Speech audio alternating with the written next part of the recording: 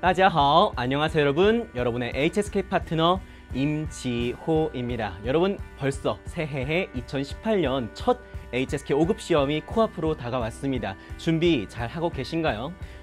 걱정 마시고요. 긴장하지 마시고 저와 함께 이 듣기 파트 영상 보시면서 마지막으로 자신감을 얻어가시는 시간 되었으면 좋겠습니다. 자, 길지 않게 진행을 할 거고요. 여러분이 시험에 딱 필요한 것이 무엇일까? 제가 지금까지 많은 적중 특강 영상을 찍으면서 결국 한 가지의 고민에 다다르게 되는데 그것이 바로 듣기 파트 고득점을 위해서 결국 가장 필요한 것이 무엇이냐라는 질문에 대한 대답입니다.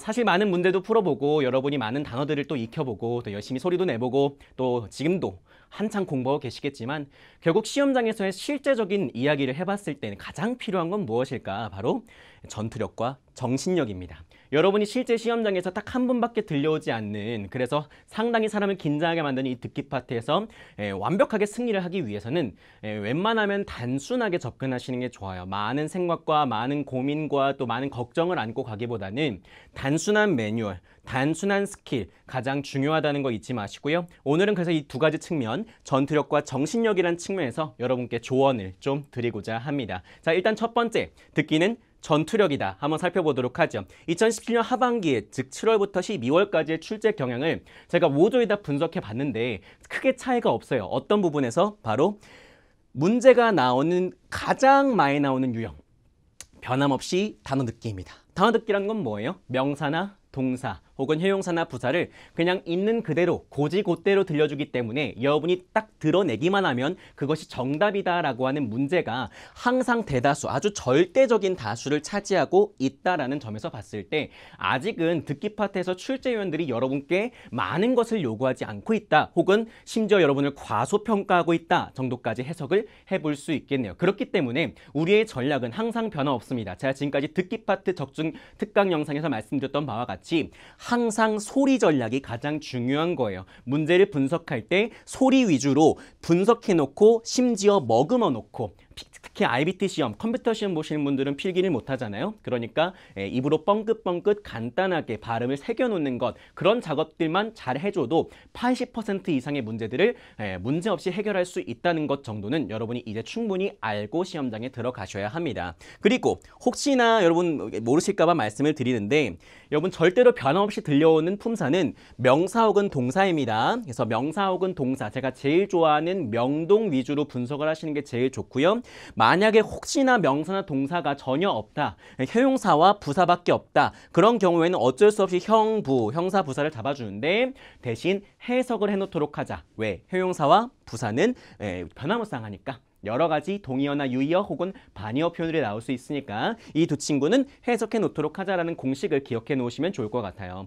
혹시나 문제 보기를 봤는데 A, B, C, D 모두가 장소다, 혹은 행동이다, 혹은 심정이나 태도를 나타내는 문제다. 이런 경우에는 우리가 제가 말씀드린 장소와 행동 유추하는 문제, 그리고 심정이나 태도를 물어보는 문제의 가능성이 항상 있긴 있으니까 웬만하면 해석을 같이 병행하시고 들으시면서 그 보기에 있는 단어가 고지고대로 안 들릴 수도 있으니 관련 단어를 잘 캐치할 수 있도록 귀를 쫑긋 세우시는 게 중요하겠다. 하지만 결국은 뭐예요? 딱 두 가지로 나누는 거예요. 소리를 잡아놓거나 혹은 장소, 행동, 태도 유형에 대해서는 관련 단어만 잡아보기. 이런 식으로 결국 단어 듣기 시험이 될 것입니다. 내용 듣기는 전혀 일체 나오지 않는다는 거 기억을 해주시면 좋겠네요. 자, 오늘은요, 많은 문제를 준비하지 않았고요. 여러분이 이 영상을 보신 분들만, 이 영상을 보신 여러분, 바로 나 자신만 시험장에서 풀 수 있는 최고 난이도의 문제, 다시 말하면 출제위원들이 틀리라고 내는 문제에 대해서 제가 슈퍼 시크릿 팁을 드리도록 할 거예요. 실제 하반기 시험, 작년 하반기 시험에서 가장 반복적으로 많이 출연했던 고난이도 문제 유형만 딱 두 가지로 뽑아왔으니까 지금 이 영상 보고 계신 분들은 아싸, 횡재다 생각하시고 잘 들어보시기 바랍니다. 자, 첫 번째, 오직 나만 맞힐 수 있는 고난이도 유형 키워드 그 1은요, 꾸아하오. 뭐라고요? 꾸아하오라는 친구입니다. 자, 무슨 뜻인지 여러분 필수 단어를 외워보신 분들은 아시겠지만 그냥 단순하게 해석만 하면 등록하다, 접수하다라는 뜻이죠. 하지만 이 표면적인 뜻만 가지고는 여러분 정확하게 아시는 게 아니에요. 이 단어는 어디에서 쓰이는 표현인가요? 그렇죠. 병원, 이유엔에서 쓰이는 표현이 되겠습니다. 따라서 여러분이 꾸어하오란 단어를 들을 때마다 이 병원이란 장소를 떠올리는 것이 가장 중요하다는 거 이미 알고 계신 분도 계시겠지만 다시 한번 읽어보죠. 꾸어하오 시작. 꾸아하오. 자, 여러분 HSK 성우는 절대로 또박또박 우리가 발음하는 것처럼 또박또박 들려주지 않아요. 꾸아하오 이렇게 들려주지 않고요. 조금만 더 입을 벌려서 크게 발음해 볼게요. 꾸아하오. 시작. 꾸아하오. 그렇죠. 자, 그렇다면 꾸아하오에 대해서 이 병원 관련된 키워드에 대해서 어떤 고난이도 유형들이 나왔나, 어떤 키워드들이 나왔나 제가 한번 소개시켜 드리도록 할게요. 그냥 꾸아하오가 아닌 꾸아푸통하오 혹은 과, 专家号 이렇게 두 가지가 나온다는 걸 모르시는 분들이 아직도 많이 계십니다. 여러분 병원에 가시게 되면요. 병원 접수를 하는데 그때 두 가지의 선택지가 있어요. 첫 번째, 일반적인 진료를 받을 것이냐, 보통 진료라고 하죠. 두 번째, 내가 원하는 그 과에 전문 의에게 진료를 받을 것이냐 이 두 가지의 선택지 중에서 골라서 접수를 하시게 되는데 그것이 바로 일반 진료, 普通号 그리고 전문의 진료 그리고 专家号 이렇게 두 가지로 나뉘는 거예요. 그래서 읽어보죠. 挂普通号 시작.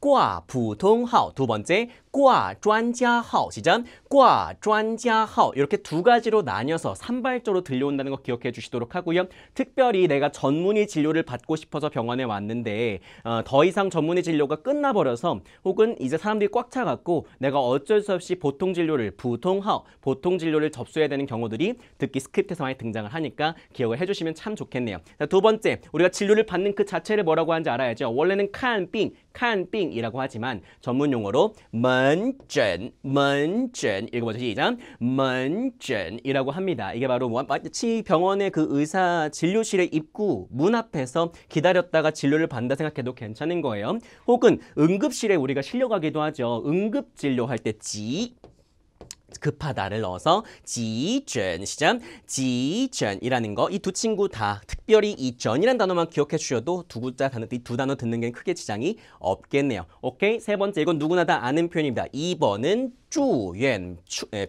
퇴원은 出院 이렇게 두 가지로 기억해 주죠. 입원하다 住院 시작. 住院 퇴원하다 出院 시작. 出院 읽는 것만으로도 실력이 늡니다. 기억해 주시도록 하고요. 그다음 네 번째 다 공통적으로 크어가 들어가 있죠. 그렇습니다. 무슨 과 진료를 의미하는 거죠. 첫 번째 皮肤科 시작. 皮肤科 피부과 진료가 되고요. 그다음 두 번째 神经科 시작. 神经科 신경과 진료가 되겠죠. 자, 지난번 시험에 나왔던 건 심혈관내과, 심혈관내과, 심혈관내과. 읽어보자. 시작. 심혈관내과. 이렇게 다양한 과들이 존재해서 병원에서 나올 수 있는 그 모든 키워드를 다 끄집어낸 것 같아요. 이것만 들려주고 다음은 最可能在哪儿 그들은 어디 있느냐 라고 물어본다면 병원이라고 대답할 수 있어야 한다는 거죠. 실제 나왔던 기출문제의 스크립트를 한번 보도록 할게요.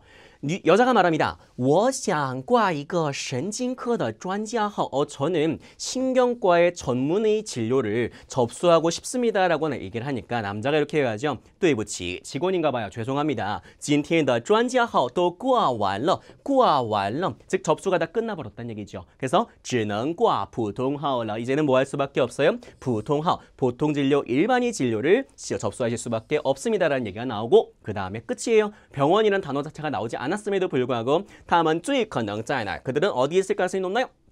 이유엔, 병원이라는 보기를 찍어줄 수 있어야 한다는 거. 이게 첫 번째 挂号 그리고 이유엔, 병원 접수와 병원에 관련된 첫 번째 키워드였습니다. 자, 두 번째 같이 보도록 하죠. 두 번째는 행동입니다. 장소 아니고 행동이에요. 이 친구도 굉장히 자주 나왔던 친구죠. 나만 맞힐 수 있는 고난이도 유형 키워드 두 번째 바로 잉핀.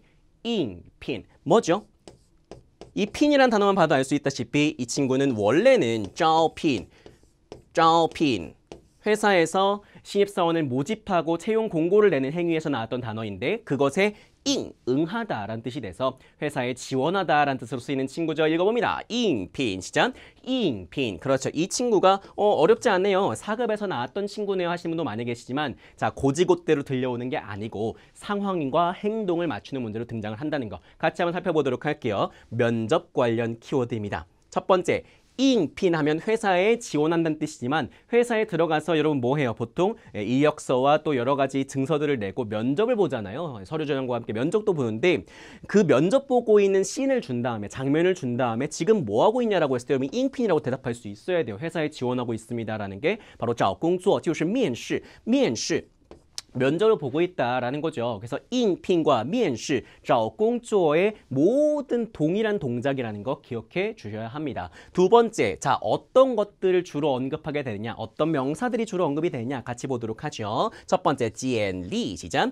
简历, 뭔가요? 나의 간단한 역사, 즉 이력서가 되겠고요. 그 다음에 여러 가지 증들이 필요한데 첫 번째 증은 毕业证, 시작. 毕业证, 그렇죠. 졸업증이 되겠고요. 그 다음에 여러 가지 스펙들이 담겨 있는 资格证书, 资格证书, 시작. 资格证书, 자격 증서 말할 필요가 없겠죠. 그 다음에 세 번째, 만약에 면접관이 이런저런 이야기를 꺼낸다면 다양한 이야기를 꺼낼 수 있겠지만 가장 많이 나왔던 혹은 최신에 나왔던 키워드는 바로 뭐냐면 你在上个公司 무슨 얘기예요? 지난 회사에 있으실 때 이야기를 하는 장면이 많이 나왔었습니다. 또 어떤 얘기? 辞职, 사직하셨네요. 지난 회사에서 어쩌다가 사직을 하게 되셨나요? 이런 질문들이 오갔다라는 거죠. 읽어보죠. 辞职, 시작. 辞职. 그래서 회사 관련 키워드가 상당히 다양한데 그 중에서 특별히 면접을 볼 때 어떤 단어들이 나올 수 있는가를 여러분이 알고 계신다면 이런 문제는 수월하게 풀 수 있다는 거죠. 스크립트 한번 살펴보도록 할게요.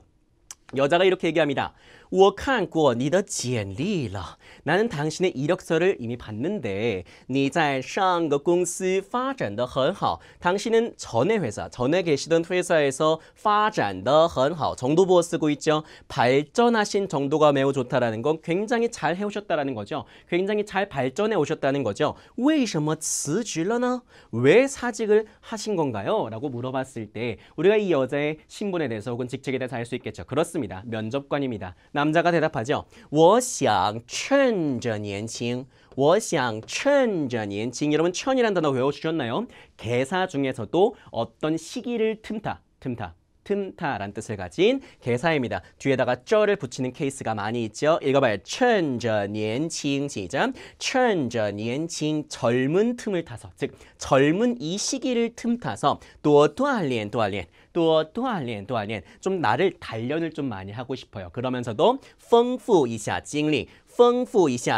여기서의 丰富는 효용사가 아니고 동사겠죠. 왜냐하면 이샤의 앞에 있으니까요. 풍부하게 만들고 싶습니다. 무엇을? 经历, 경험을. 이해되셨나요? 이런 질문이 오가고 나서 그냥 다짜고짜 질문이 나옵니다. 男的最可能在做什么? 남자는 무엇을 하고 있을 가능성이 가장 높은가요? 라고 물어본다면 뭐라고 대답할 수 있어야 돼요?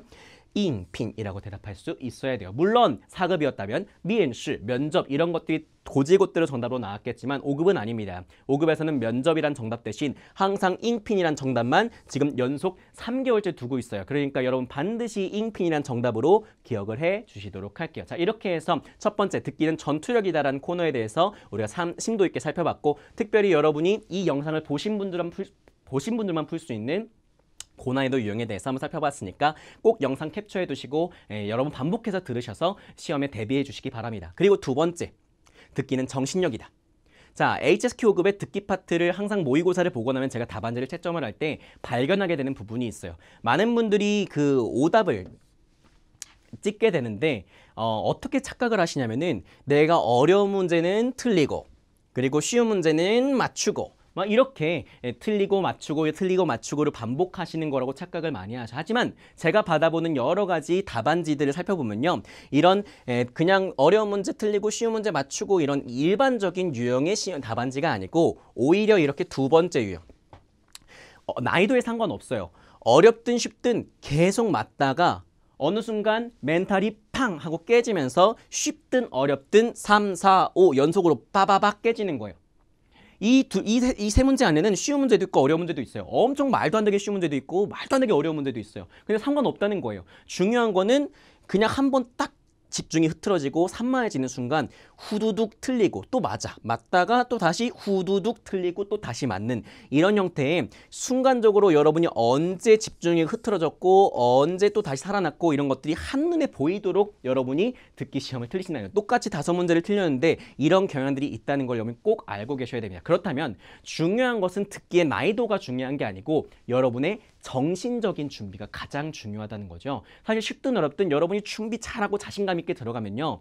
아무리 어려워도 들리는 포인트가 반드시 있기 마련이에요. 단 한 글자에 의존해서 풀어보신 적 있죠? 진짜 딴 거 하나도 안 들리고 선생님 저는 단 한 글자밖에 안 들려서 그거 찍었는데 참 운 좋게 맞았어요. 여러분 운 좋은 거 아니에요. 그게 여러분의 실력이에요. 여러분이 자신감 있게 접근했기 때문에 긍정적으로 문제를 분석하고 풀었기 때문에 그 한 글자를 가지고 문제를 풀어낸 거예요. 절대로 운이 좋기 때문이 아닙니다. 그러니까 시험에 가장 중요한 건 듣기 파트에서 가장 중요한 건 미리미리 분석하면서 자신감 있게 문제를 계속 끌고 나가고 그리고 문제를 풀 때마다 절대로 눈을 감거나 다른 생각을 하지 않고 아 너무 어렵다 이거 틀리겠다라는 생각 다 버리고 그냥 무조건 집중해서 푸는 거예요. 혹시나 내가 놓친 게 있어도 버린다 생각하세요. 요거 3번 틀렸어. 3번 틀렸어. 어떡하지? 생각 바로 버리고 아니야 나 앞으로 4번 5번부터 계속 다 맞을 거야 라는 생각으로 무조건 시험지를 내가 끌고 가는 형태가 되어야지 오히려 한 번 딱 틀리면 후두둑 틀리는 형태로 시험지에 끌려가는 듣기 시험에 끌려가는 형태가 되어서는 안 된다는 말씀을 꼭 드리고 싶습니다. 그래서 가장 중요한 건 뭐다? 모르는 단어는 항상 나옵니다. 그러니까 여러분이 외우셨던 여러 가지 단어들을 새롭게 조합해서 동의어로 유의어로 내는 경우들은 항상 존재해요. 그렇기 때문에 여러분 딱 보자마자 쉽네라고 느껴질 만한 보기는 거의 없을 거예요. 웬만하면 소리 위주로 분석하는 문제들이 많이 나오다 보니까 항상 모르는 단어 있을 수 있다. 당황하지 않는 법을 배우자라는 거예요. 두 번째, 고지고대로 들려주지 않는 경우가 많이 발생할 때는 어떻게 해야 돼? 이름절이라도 괜찮아요. 절대로 운이 아니에요. 한 글자라도 필사적으로 분석해서 드러내시면 그걸 정답으로 찍으시면 적어도 수월하게 그리고 개운하게 다음 문제로 넘어갈 수 있다는 거죠. 절대로 당황하지 마시고 한 글자라도 잡아주시기 바랍니다. 그래서 결론은 뭐다? 아주 치밀한 전투력, 미리미리 문제를 분석하는 전투력과 두 번째, 절대로 깨지지 않는 멘탈, 깨지지 않는 정신력 이 두 가지를 가지고 여러분 시험지에다가 항상 지필시험 보시는 분들은 들어가서 시험장 들어가서 상단에다 적어 놓으세요. 전투력과 정신력이다.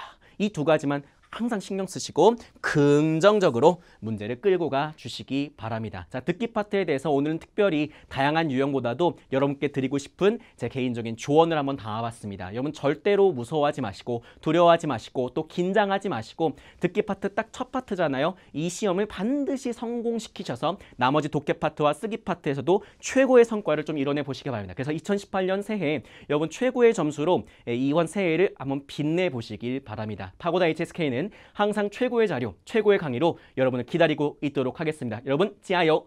수고 많으셨고요. 다지아 싱쿨러.